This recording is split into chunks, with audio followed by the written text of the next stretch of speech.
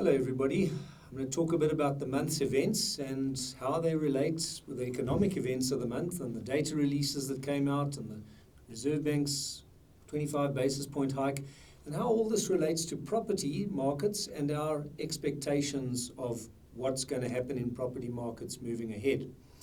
Let's just recap as to how we broadly seen property markets or expected them to go during the course of this year.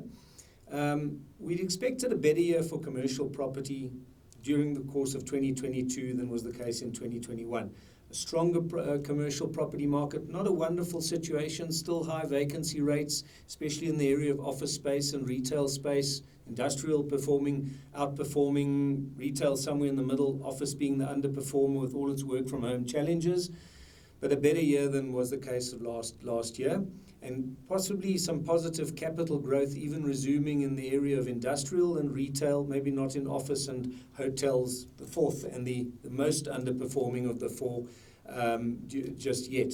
Okay, and then on the residential side, we'd already seen signs from FNB's estate agent surveys that existing home buying was off its highs or the activity was off its highs of just post-lockdowns. Big surge in demand there from the rate cuts of 2020. And we'd expected a bit of a softer year now that interest rates are rising, and that would move through to residential development, causing residential development to peak during the course of this year at some point and start to slow. So what have we seen during the course of this month? Well, let's maybe start with the residential development situation. Still a very strong picture. No sign of it tapering off just yet. 78% growth year on year in January statistics, which came out this month for new building plans passed in residential.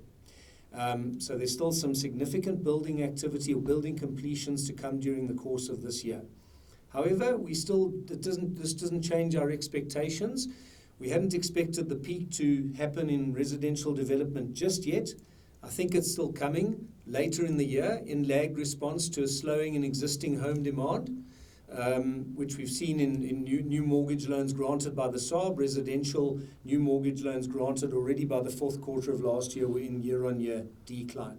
So I think that will still play out. This very strong residential development growth statistic which got released for January this month, I don't think changes our view. The peak later in the year.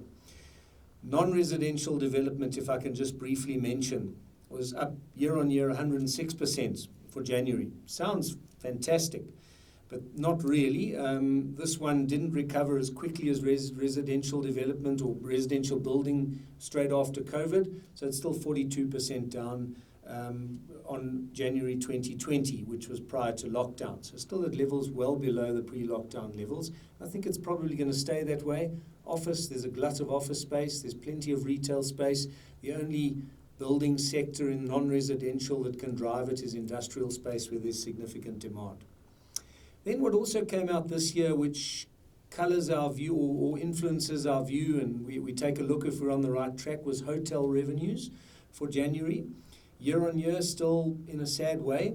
Year on year, 180% up, but level in a sad way because still 37% below January 2020. So pre-COVID levels still well higher than what hotel revenues were by early this year. So tourism hasn't made its comeback yet to the extent to the levels of what it was prior to COVID-19, and that's not unexpected. So we'd expected the hotel property sector to be the underperformer of all the major three commercial sectors, that being industrial, retail, and office.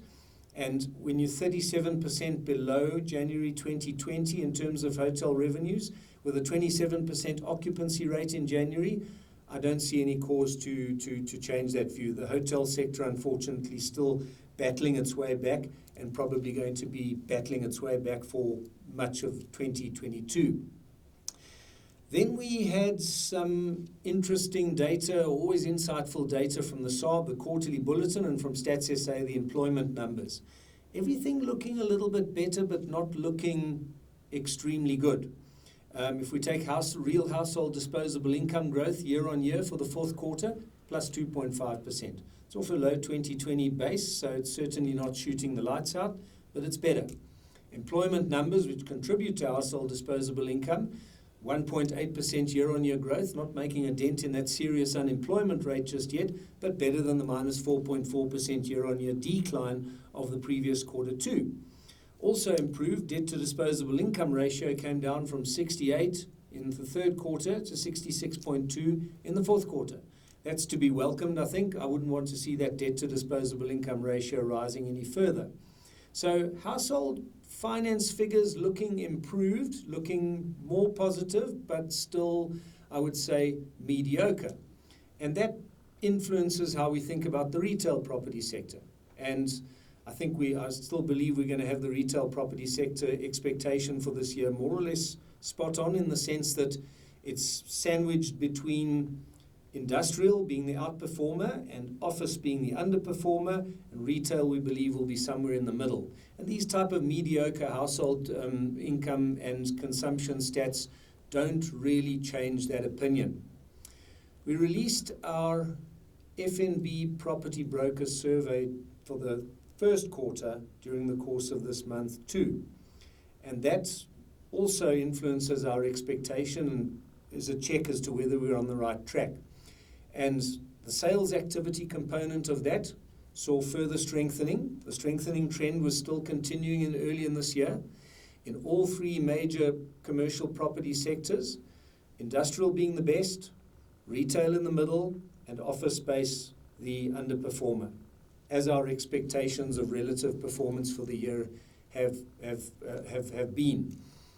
So still strengthening, still pointing towards a better 2022 than 2021, according to the property brokers so far, and the relative performances of the three being still in line with what we would expect the relative performance to be. So no change there. Now to the interest rate hiking.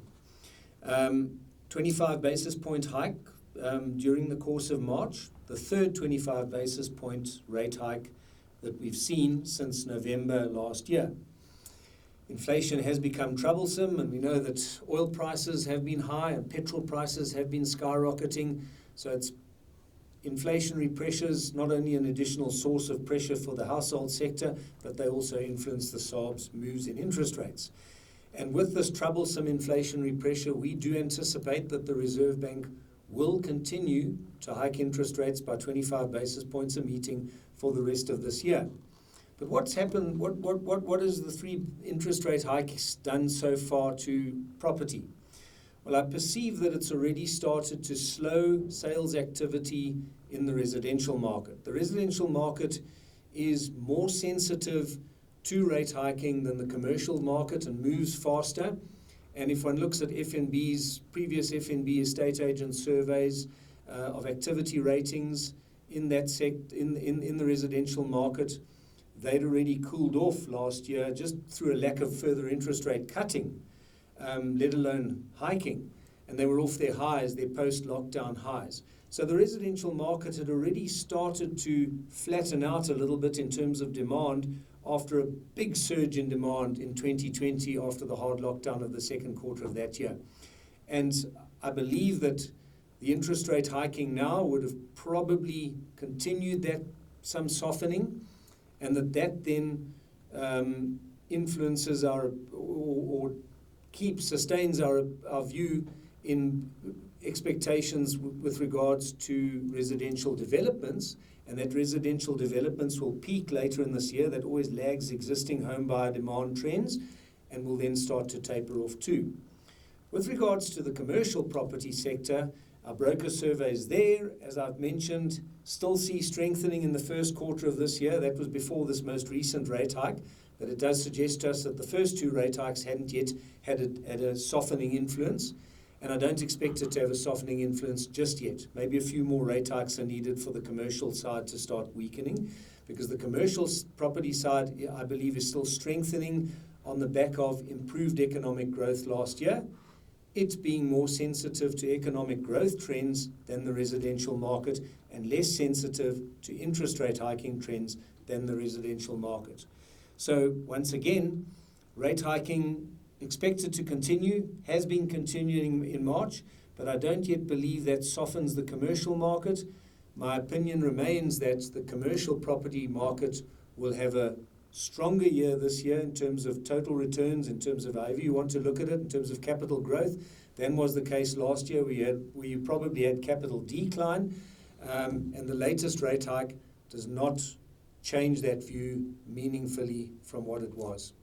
Thank you.